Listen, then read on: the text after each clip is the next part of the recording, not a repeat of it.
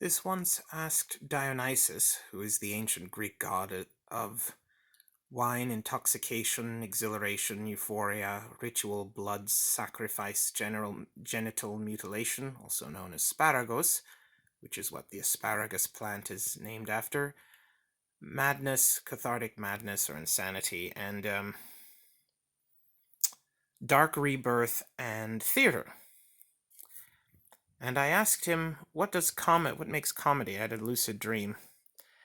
And he told me something about that a polyphonic voice has a series of vocal cords or throats, and each one absorbs the power of the one beyond it. And each one has less power than the one in front of it, and is less clear. And together, they and it is this reducing in power that the response of humor was meant to be a form of pain as a response to the type of reducing in life energy and concentration of power. And that in every pain there is both pain and pleasure to modulate it. But because of the kind of loss of power that it was based on, that we live in a cosmic existential dendritophilionic pylonic sympathomimetic ingratiated universe, it's formed by contact with the thing that it is a response to. Like in a pile, the thing gets piled on top. So the experience of the loss of energy and disorder became a layer, and the response to it was funny. But would have been a type of pain, but the most extravagant part, the real part, no one says it's about to get real when something good is about to happen. The pain part got left out because of the very missing energy thing it was based on.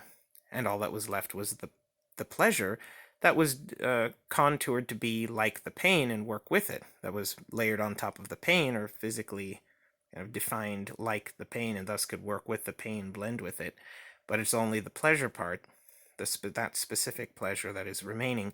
And because of the missing parts, it has this repeating, like the contraction that would have been a stable cramp, just repeats several times. And you get laughter. I notice that laughter seems to be this overlooked type of failure where you have a mental state where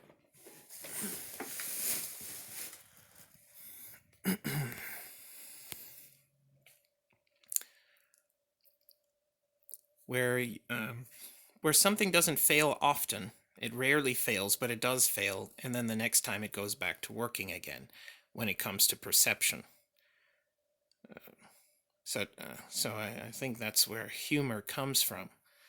So when someone doesn't see something that's right in front of them, and then they say, "Oh, I see it now," like that's the idea here is we live in as I said, a cosmic existential dendritophilionic pylonic sympathomimetic ingratiated cosmos, or at least paradigm of organic life. And what that means is that this universe is like a pile. It is has a seed energy. The fundamental life force energy can cause matter to form in a specific shape to that material. And the material that existed in our universe causes these repeating layers of similar things with small changes that over time cause the pile to branch out into different directions. And over time, these branches become the scions, every little complex thing in existence. Everything is a repeating series of the same thing, a work in progress. Everything is a big version of something small and a small version of something big. Or a small thing had to repeat itself many times to become the thing you're seeing, a big version of the small thing. And if you repeat anything enough times, not just repeat it, but allow the repetition of its fundamental parts to continue, not just repeating it specifically from the expansion of small existential parts that caused it to exist in the first place.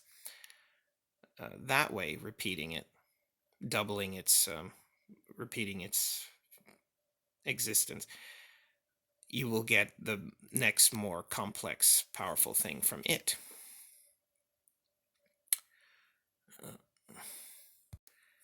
And funny is when there is just enough, this is called existential potency, when the primordial, typically, let's say in the case of mortals, we don't have enough, we're mortal because we don't have enough energy, so to continue the primordial expansion of complexity, that's why it stopped, and then it collapses into the basis for mortal life to form. We are inherently in bad form by our existence to continue the existential expansion.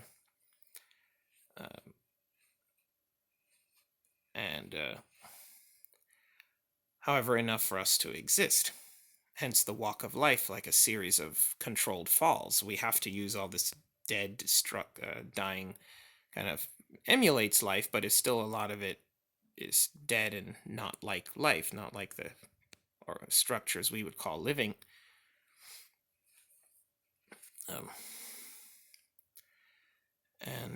When there is enough of the repeating parts, the existential potency, to make whatever that is exist and do therefore what it does, for it to do that, but not enough for it to do it without making mistakes or failing. And when it has enough to do it usually good, but then rarely fail, and this is perception we're talking about, those types of failures are where the funny comes from. So when someone makes a mistake with seeing something or noticing something that they usually don't, or fails to produce the small parts that the act of being aware is made of, so maybe it takes them longer to be aware of it, where they're like looking at it, like, oh, these are my car keys. Like, that's where it becomes funny. I'm staring right at it and I didn't notice. It's like that kind of thing is where funny comes from. Like you break something on you, and then it swells, it expands, and your foot kind of moves to within the shoe that surrounds it and becomes fused to it. Or it breaks, but it becomes bigger because it breaks.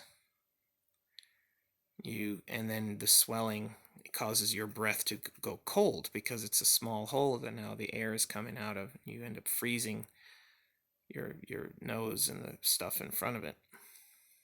Sub-zero temperatures. The god of war once told me that the most powerful combat strategies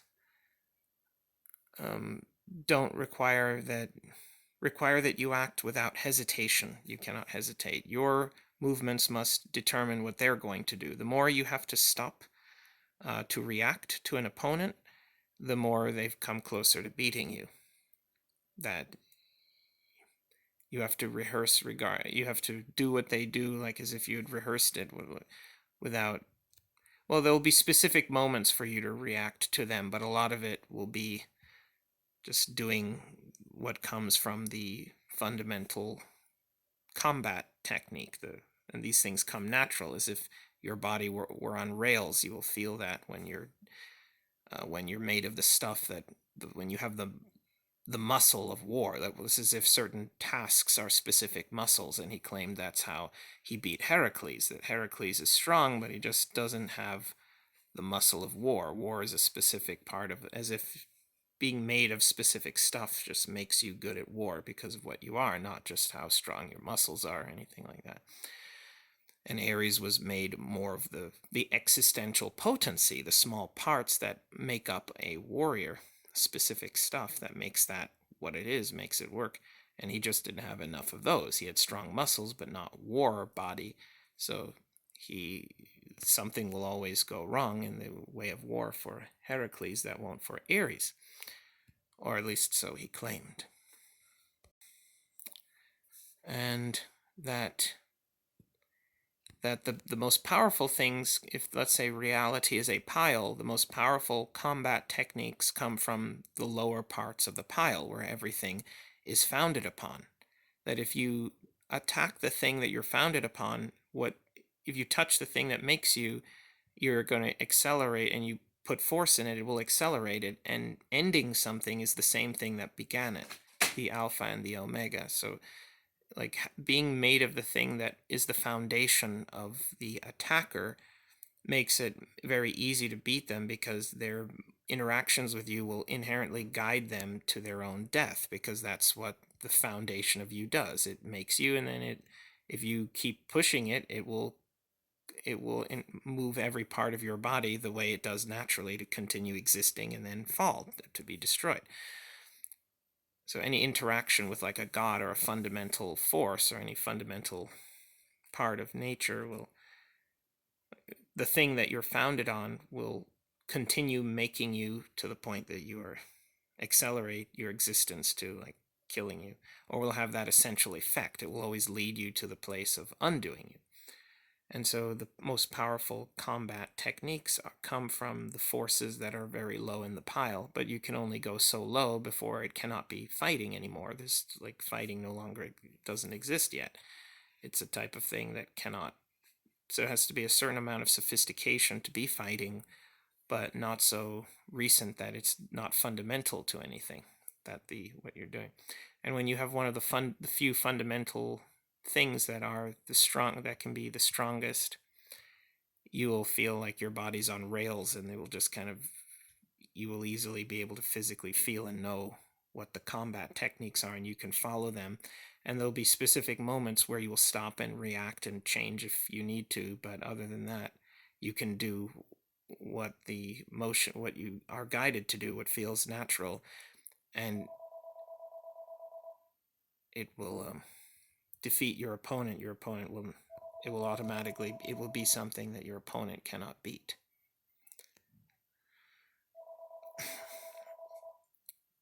So the rose, I think the video I'm going to upload after this will be about the rose colored, oily grayish color around the eyes of people who have been near death. Right? There's like this, as if some part of you, like your heart, deteriorates, and the force that keeps your shape, though not very good shape because we have low existential potency, compared to the primordial force that formed us in the first place, that was stronger and then had to lose energy to create the basis of mortal life. Also, forces, when something breaks loose, where does that energy force it? Where does it go? When it can no longer be in the place that it was, it gets forced elsewhere, and the broken, dark parts of your heart go around your eyes, the windows of the soul, and turn them reddish gray, slight reddish gray hue. And I saw that on Dionysus's eyes when we were in the dream, and I asked him about that, and he told me.